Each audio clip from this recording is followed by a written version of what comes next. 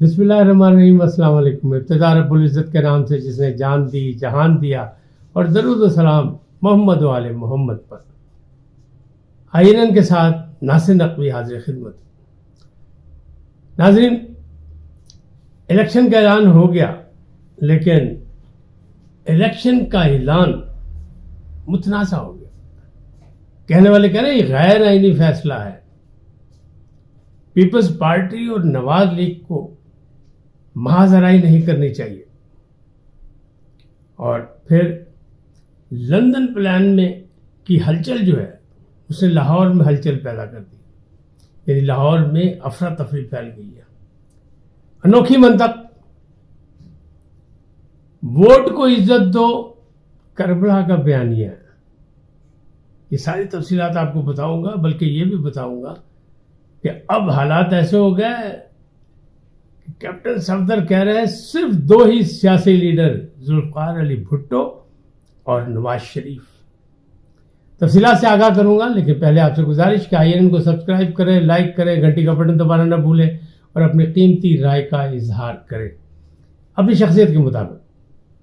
ناظرین کرام، الیکشن فیصلہ جو ہے، یعنی جنوری الیکشن جو ہے وہ غیر آئینی ہے.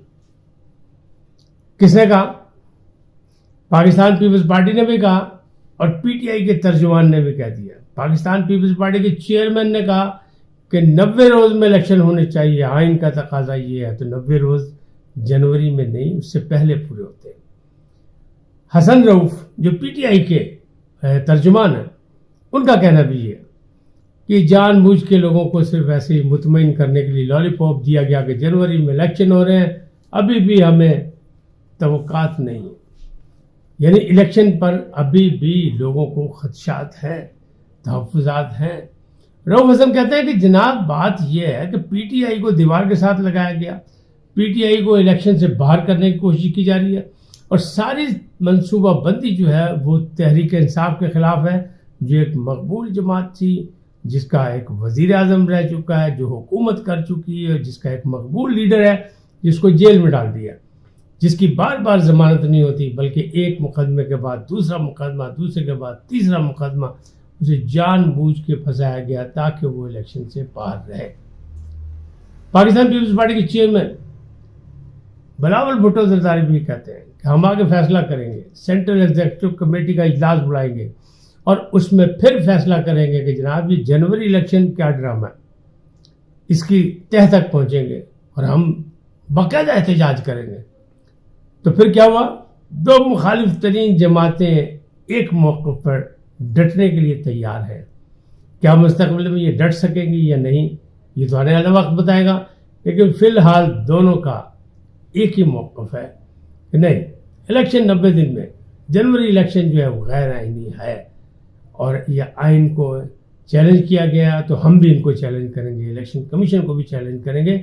اور یاد ہوگا آپ کو صدر مملکت نے کہا تھا کہ 90 دن کب پورے ہو رہے ہیں، تو 89 جب ہوں گے تو اس دن اعلان کر دیں، اس دن کے لیے الیکشن نومبر میں. انہیں تجویز دی تھی، میں نے اس وقت بھی عرض کی تھی کہ جناب الیکشن کمیشن نے کہا ساڈا جواب ہے، بلکہ جواب بھی نہیں دینا ہو. وہی ہوا کہ انہیں جواب نہیں دیا، اور صدر مملکت نے بھی چپ سادھ لی. کیوں؟ کہ انہیں پتا تھا کہ وہ تو صرف پی ٹی آئی کو راضی کرنے کے لیے خط لکھا، کیونکہ پی ٹی آئی کا مطالبہ تھا کہ وہ خط لکھے، ان کو پابند کریں. تو پابند تو نہیں کر سکے. انہوں نے ٹویٹ پہ پابند کیا تھا کہ الیکشن فلانی تاریخ کو ہونے چاہیے، لیکن دوسری طرف تجویز دی تھی انہوں نے کہ میرا خیال ہے کہ اس طرح ہو جانا چاہیے، جو نہیں ہوا. پہلے بھی ان کو سبکی ہو چکی تھی، جو 14 مئی والا واقعہ تھا، اب بھی وہی ہوا. تو اب جنوری میں اس لیے اعلان کر دیا انہوں نے کہ الیکشن کمیشن نے جتنی اپنی تیاری کی حلقہ بندی کے حوالے سے، تو وہ کہتے ہیں ہم تیار ہیں. نگران حکومت کے جو وزیر اطلاعات ہیں سولنگی صاحب، ان کا کہنا بھی یہی ہے، مرتضیٰ سولنگی، کہ ہم تیار ہیں الیکشن کے لیے، جنوری میں الیکشن کرائیں گے اور انشاءاللہ ہوگا الیکشن، اور شفاف ہوگا، صاف شفاف ہوگا. لیکن سیاسی جماعتیں جو ہیں وہ اس بات کو ماننے کو تیار نہیں. اب اس سلسلے میں پاکستان مسلم لیگ نون کا کوئی موقف نہیں آیا، لیکن وہ تو کہتے ہیں نواز شریف آئے گا تو لگ پتہ جائے گا. تو وہ تو ابھی اسی پہ لندن پلان میں کیا ہوا، وہ باتیں جو تھی ابھی تک صرف افواہوں تک چل رہی ہے. یعنی چوہا رپورٹ آئی ہے، اصلی رپورٹ ہے کوئی نہیں.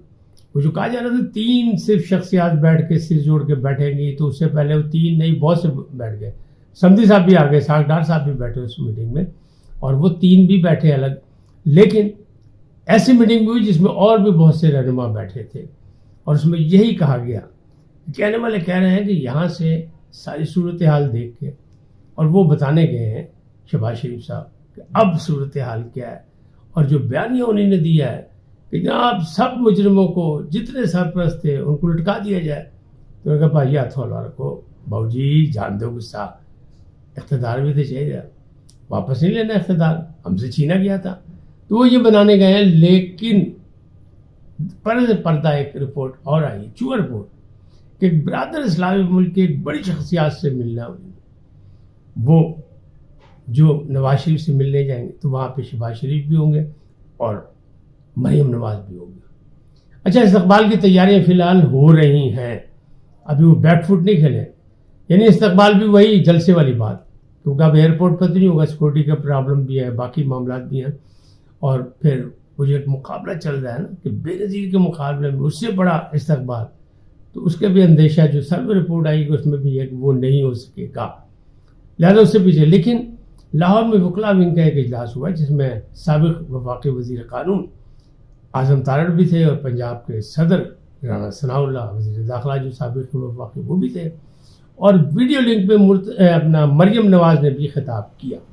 مالٹون میں یہ اجلاس ہوا اور اس میں سب تھے، اس میں بخاری بھی تھیں، باقی بھی لوگ بھی تھے، اہم لیڈران تھے، تو اس میں وکلا کی خدمات کو خراج تحسین پیش کیا گیا، اور اعظم تارڑ نے کہا کہ کالا کوٹ میاں دا ووٹ، یعنی وہ کہتے ہیں کہ جب تحریک وکلا کی چلی تھی، جب میاں باہر آیا تبھی وہ تحریک کامیاب ہوئی تھی، یعنی افتخار چودھری والی۔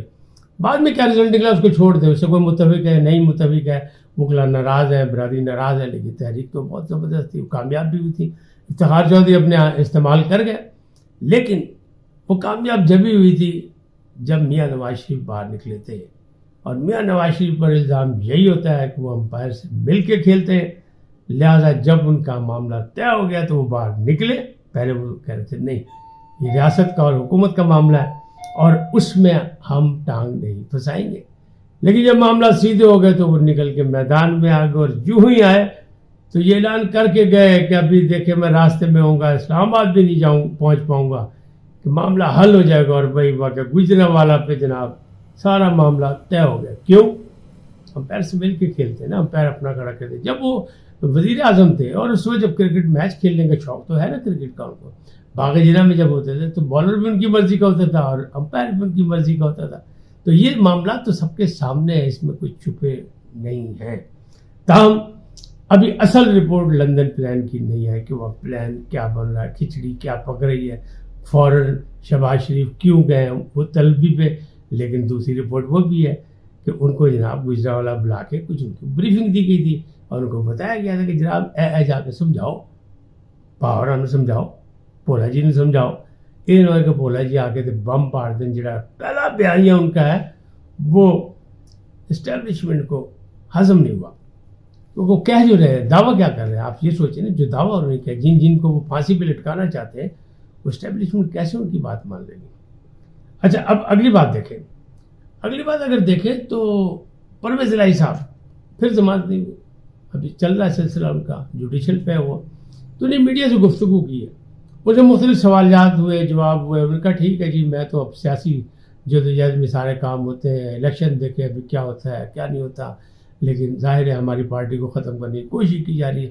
پھر ان سے سوال ہوا کہ نواز شریف کا بیانیہ بدل گیا، انہوں نے ہنس کے کہا کہ جناب نواز شریف آپ بھی بدل گیا ہے، آئے گا تو لگ پتہ جائے گا، جبکہ ان کا نعرہ بھی یہی ہے کہ میاں آئے گا تو لگ پتہ جائے گا، تو پرویز الہی بھی یہی کہہ رہے ہیں کہ ان کا وہ خود بھی بدل گئے ہیں، ان کا بیانیہ بھی بدل گیا اور وہ آئیں گے تو سب کو پتہ لگ جائے گا۔ اب وہ جو میں نے ایک بات کی تھی کہ کیپٹن صفدر جو نواز شریف کے داماد ہیں وہ اچانک خاص موقعوں پہ سامنے آ جاتے ہیں، انہوں نے بھی میڈیا سے گفتگو کی، پہلا تو انہوں نے یہ بات کی کہ جناب اگر پاکستان کی سیاست میں کوئی سیاستدان ہے تو پہلا نام ہے ذوالفقار علی بھٹو کا، اور دوسرا سیاستدان ہے یعنی ان کے سسر नवाज शरीफ। उसके अलावा वो कहते हैं बाकी सब छान बुरा। लेकिन एक और बड़ी बात की, उन्होंने कहा बयानिया क्या होगा जनाब, इलेक्शन में जा रहे हैं, इलेक्शन की तैयारी है, ये जो बयानिया पहली मीटिंग में जो दिया बयानिया नवाज शरीफ साहब ने, वो तो काबिल कबूल नहीं है। लेकिन लग रहा है कि उसी जारहाना बयानिया के साथ वो आएंगे, चाहे इलेक्शन के बाद वो बयानिया बदल लेंगे, क्योंकि सियासत में सब कुछ होता है, सियासत में कोई चीज़ हतमी नहीं होती। लिहाजा आपका क्या ख्याल है? उन्होंने कहा नहीं जी हमारा बयानिया वही है, वोट को इज्जत दो। फिर उन्होंने एक अनोखी मंतक पेश की कि जनाब ये जो बयानिया है ये करबला से शुरू होता है, ये बयानिया हमारा आज का नहीं है, ये पुराना बयानिया है, करबला से शुरू होता है कि वोट को इज्जत दो, कि जालिमों के खिलाफ खड़े हो जाओ, मुकाबला करो, और जुल्म सितम सहना मना है, लिहाजा वोट को इज्जत दो और वोट को इज्जत दे के ताकत बन जाओ और यकजहती के साथ जालिमों का मुकाबला करो। तो ये एक अनोखी मंतक उन्होंने पेश कर दी। अब देखें क्या होता है, लेकिन लग यही रहा है कि आने वाले इलेक्शन में नवाज शरीफ साहब अगर आ भी गए, अभी तो यही है कि उस खदशात है कि जनवरी इलेक्शन होंगे भी या नहीं होंगे। क्यों कि दूसरी जानिब जनाब जो और मामला बढ़ रहे हैं, तो सियासतदानों के लिए भी मुश्किलात हैं, सनतकारों के लिए भी मुश्किलात है, बाकी चोर लुटेरों के लिए भी मुश्किलात पैदा हो गई हैं। तो उससे अभी किसी को ये नहीं पता लग रहा कि ये जो असल इलेक्शन का चांद नज़र आया ये असली है, ये नकली है। इलेक्शन कमीशन ने तो डेट भी नहीं दी ना, उसे तो कहा जनवरी के आखिरी हफ्ते में, इसलिए भी शक किया जा रहा है। बहरहाल अब सूरत हाल चंद दिनों में वाज़ेह हो जाएगी, लंदन प्लान भी सामने आ जाएगा, और अगर यही जारहाना बयान रखेंगे तो फिर आके मुकाबला ही करना पड़ेगा नवाज शरीफ साहब को। क्यों? क्योंकि पहले बयान से कोई खुश नहीं है। जिनको खुश होना चाहिए या जिनको शहबाज शरीफ साहब साबिक वज़ीर आज़म साहब खुश करना चाहते थे, वो खुश नहीं है। आज इतने ही, फिर मिलेंगे नए मौजू के साथ, नई मालूमात के साथ, नई आगाही देंगे आपको।